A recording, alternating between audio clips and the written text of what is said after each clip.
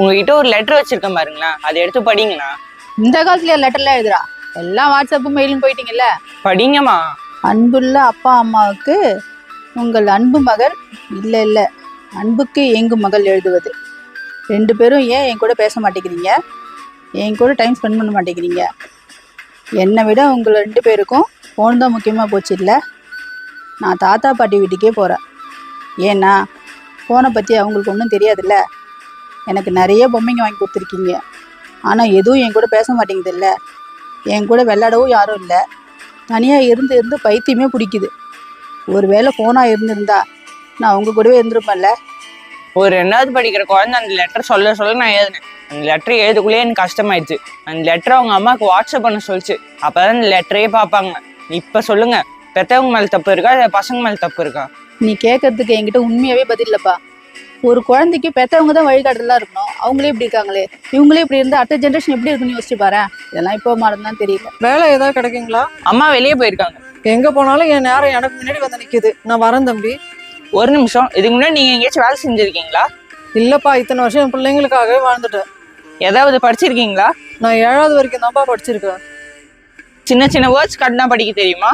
அதெல்லாம் ஓரளவுக்கு தெரியும்பா. நீங்க எந்த மாதிரி வேலை இருக்கணும்? கடையை நீட்டா வச்சுக்கணும், கஸ்டமர் கிட்ட அன்பெல்லாம் நடந்துக்கணும். அதெல்லாம் பொறுப்பா பாத்துக்கோம்பா. உங்க நம்பர் கொடுத்துட்டு போங்க. அம்மா வந்தோடனே உங்களுக்கு சேலரி டைமிங் பத்தி பேச சொல்றேன். உங்களுக்கு ஓகேன்னா நாளைக்கே ஜாயின் பண்ணிக்கோங்க. இதுல என் நம்பர் இருக்குப்பா, வரேன்.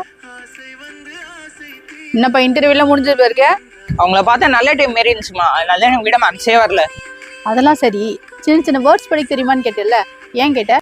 குழந்தைங்க dress size S, M, L, XL, double XL அது தெரிஞ்சா போதுமே. மற்றதெல்லாம் நம்மளே சொல்லி தந்துக்கலாம். அவங்களுக்காக இல்லாட்டாலும் உனக்காக அவங்கள கண்டிப்பா அப்பாயின்ட் பண்ணுவான். நீ முதல்ல அப்பாயின்ட் பண்ணாச்சே, நான் எப்படி மிஸ் பண்ணுவேன் சொல்லு? எனக்கு எழுத படிக்க தெரியாது, கொஞ்சம் இந்த ஃபார்மை ஃபுல் பண்ணி தரீங்களா? உள்ள கஸ்டமர்ஸ் இருக்காங்க, அவங்கள அட்டன் பண்ணிட்டு வந்து எழுதி தட்டுமா? ஆஃபீஸ் டைம் முடிய போதுங்கண்ணா, கொஞ்சம் உடனே வர சொன்னாங்க. எழுதி கொடுக்குறீங்களா? 5 minutes வெயிட் பண்ணுங்க, வந்துடுறேன். இங்க வாங்க, நான் எழுதிட்டேன். சின்ன பிள்ளையா இருக்கு, ஃபுல் பண்ணுவியா? ஆதார் கார்டு, ரேஷன் கார்டு கொடுங்க. இந்தாப்பா. நான் கேட்கறதுக்கு மட்டும் பதில் சொல்றீங்களா? சரிப்பா. உங்க பேரு என்ன?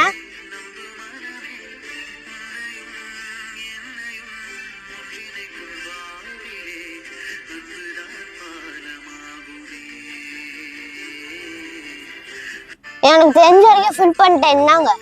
ரொம்ப தேங்க்ஸ்ப்பா, நான் வரேன். என்னப்பா ஆதார் கார்டு ரேஷன் கார்டை பார்த்து ஃபார்மை ஃபில் பண்ணிட்டு இருக்க? பாவம், உங்களுக்கு ஏது படிக்க கூட தெரியலமா. இதுதான் படிப்போட அருமை, புரியுதா? அதனாலதான் ஒவ்வொரு பெற்றவங்களும் பிள்ளைங்கள படின்னு சொல்றாங்க. ஆமா, நீ எதுக்கு அவங்க ஹெல்ப் பண்ண? நீங்க மத்தவங்களுக்கு உதவி பண்ணதுனால படிப்புன்னு சொன்னீங்க. இப்போன்னு இல்லப்பா, எப்பயுமே எழுத படிக்க தெரியாதவங்களுக்கு ஹெல்ப் பண்ணணும். அதே மாதிரி அவங்க கையெழுத்து போட மட்டும் சொல்லி கொடுத்துட்டு வச்சுக்க, வாழ்நாள் பூரா உன்னை மறக்கவே மாட்டாங்க அவங்க. எங்க தெருவுல ஒரு பாட்டியை அடிச்சு போட்டு நகையை திருடிட்டு போயிட்டாங்களாம்க்கா. ஐயோ, அவங்களுக்கு என்னாச்சு? பாவம்க்கா, சீரியஸா இருக்காங்களாம். திருடுனா திட்டுறதா இல்ல வயசான காலத்துல பெத்தவங்களை தனியா விட்டு போறாங்களே பிள்ளைங்க, அவங்களை திட்டுறதானே தெரியலடா. நேத்து நம்ம தெருவுல ஒரு வண்டியை திருடிட்டு போயிருக்காங்கக்கா. வர ரோட்ல தனியா நடந்து போவே பயமா இருக்கு. நம்மளை சுத்தி கெட்டவங்களாமா இருக்காங்க. நம்மளை சுத்தி கெட்டவங்க இருக்காங்கன்னு யாருப்பா சொன்னது? போன வாரம் பெட்ரோல் இல்லாம நம்ம 3 பேர் ரோட்ல நின்று இருந்தோம்ல, ஒரு ஆட்டோக்கார அங்கிள் தானே காசே வாங்காத நம்ம கடையில் கொண்டு வந்து விட்டு போனா, ஞாபகம் இருக்கா? ஆமா ஆமா, நம்ம கடைக்கு ஒரு ரெகுலர் கஸ்டமர் வருவார்ல, அவர் 10 பிள்ளைங்களை தட்டு வளர்க்கறத வந்துட்டு அடிக்கடி சொல்லுவோம்ல. இந்த காலத்துல ஒரு புள்ளைய வளர்க்கறதே கஷ்டம், 10 புள்ளைய வளர்க்கறதுக்கு அவளை எவ்வளவு பெரிய மனசு வேணும். அவரு கெட்டவரா நீ சொல்லு? இவங்க பேசுனது பார்த்து நான் பயந்துட்டேமா. நம்மள சுத்தி இருக்கிறவங்க எல்லாருமே நல்லவங்க தான்ப்பா.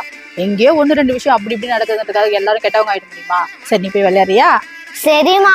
பவித்ரா, குழந்தைங்க முன்னாடி இந்த மாதிரி விஷயத்தெல்லாம் பேசவே கூடாதுடா. நம்ம பேசுறதை வச்சுதான் இந்த உலகம் எப்படிப்பட்டதுன்றதை அவங்க முடிவு பண்றாங்க. எப்பயுமே குழந்தைங்க மனசுல நல்ல குணங்களையும் நல்ல மனசையும் தான் வளர்க்கணும். நம்மளை சுத்தி இருக்கிறது அழகான உலகம் தான்ன்றதை அவங்களுக்கு புரிய வைக்கணும். யாருக்கு தெரியும், நம்ம வீட்லயும் அப்துல் கலாம் மாதிரி ஒரு குழந்தை இருக்கலாம்ல. ஏன்ப்பா அந்த கார் டேபிள் இருக்குது? நேற்று ஈவினிங் தான் வாங்கிட்டு போனாங்க, ஒர்க் ஆகலையா, இன்னும் 1 hourல வந்து வாங்கிக்கிறேன்னு சொன்னாங்க. ஓடலையா? இது சார்ஜபிள் பேட்டரிப்பா, சார்ஜ் போடலே ஓடுமே. அவங்க கொடுத்துட்டு போனதே அதுக்கு தான், சார்ஜிங் கேபிளே வைக்கலாம், எப்படி சார்ஜ் போடுறதுன்னு கேக்குறாங்க. Chargeable cable வைக்கலையாமா?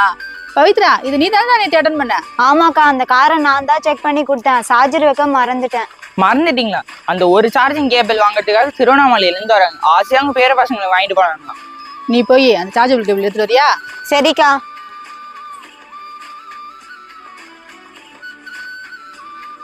இந்தாங்கக்கா. ஒரு கடைன்னா லோக்கல்ல இருந்து மட்டும் வர மாட்டாங்கடா, எல்லா ஊர்ல இருந்துமே வருவாங்க. ஒரு பொருளை வாங்கினாங்கன்னா நம்ம தானே கேர்ஃபுல்லா கொடுத்து அனுப்பணும். வேற யாரா இருந்தா நம்மளை கண்டிப்பா திட்டி இருப்பாங்க. அவங்க நல்ல டைப்பா இருக்கனால நம்மள திட்டல, வந்து வாங்கிக்கிறேன்னு சொன்னாங்க. இதுக்கப்புறம் இது மாதிரி நடக்காம பாத்துக்கடா. கஸ்டமர் மட்டும் இல்லைன்னா நமக்கு சேல்ஸே இருக்காதுடா. புரியுதுக்கா, இந்த மாதிரி கண்டிப்பா நடக்காத பாத்துக்கிறேன்.